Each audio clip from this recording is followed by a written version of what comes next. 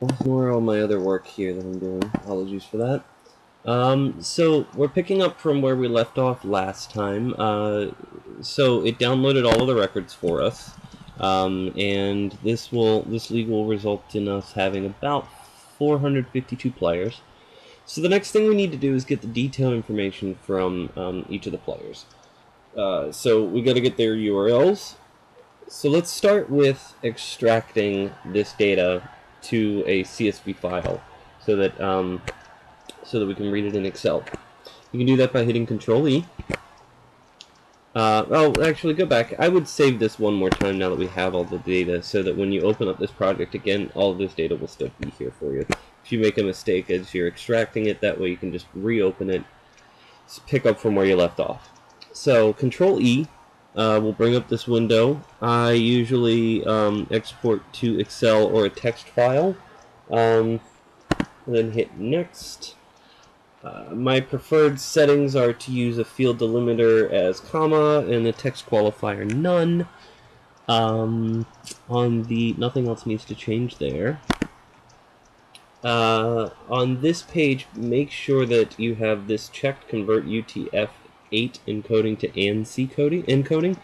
That will prevent it from mistaking special characters, like you see this person's name here at the very bottom is Sisei.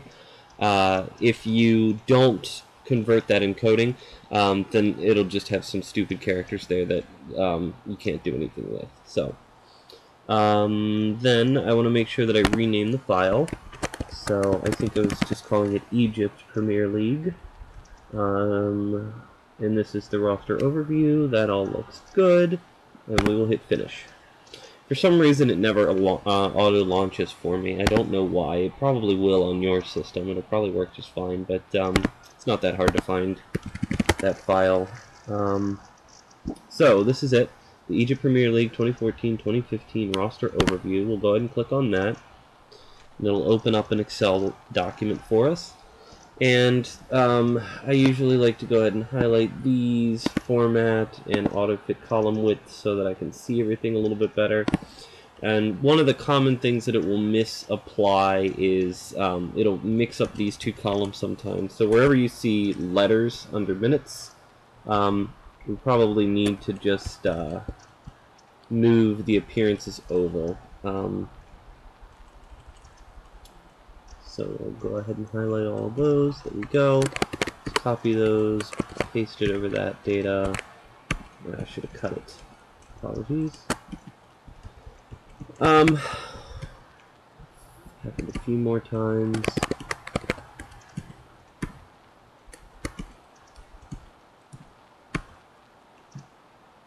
Put that, paste it over there.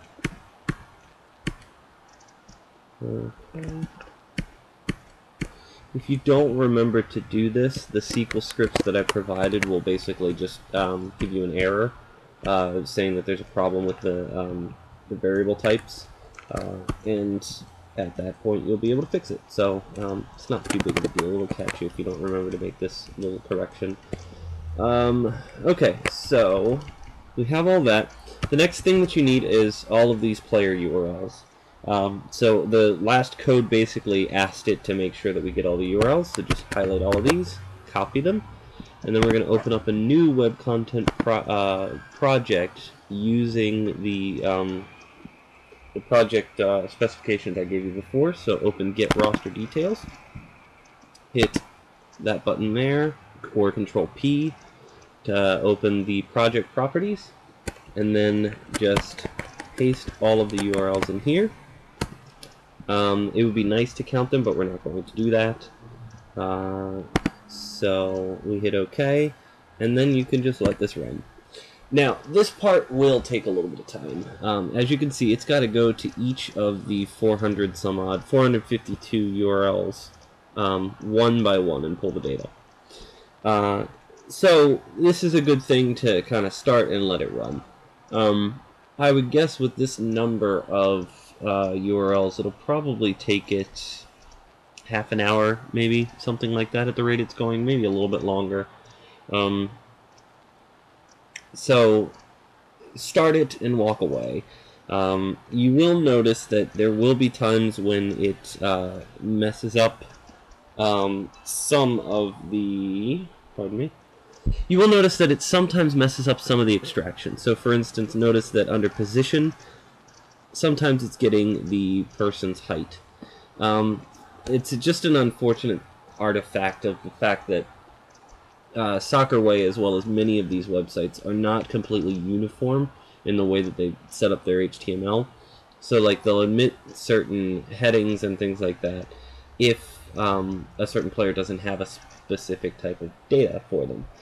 So it does require a little cleanup on the back end when all is said and done, but it is remarkably easy to do. And getting the data in the first place is the most important bit, because again, if we were to try to do this all by hand, it would probably take us several days, many hours for sure. So it grabs all this information while we can be getting coffee, or playing with our kid, or watching a show, or whatever else. So I'm going to go ahead and stop the video. I'm going to let it download all of these URLs, and then I'll show you what to do with them on the back end.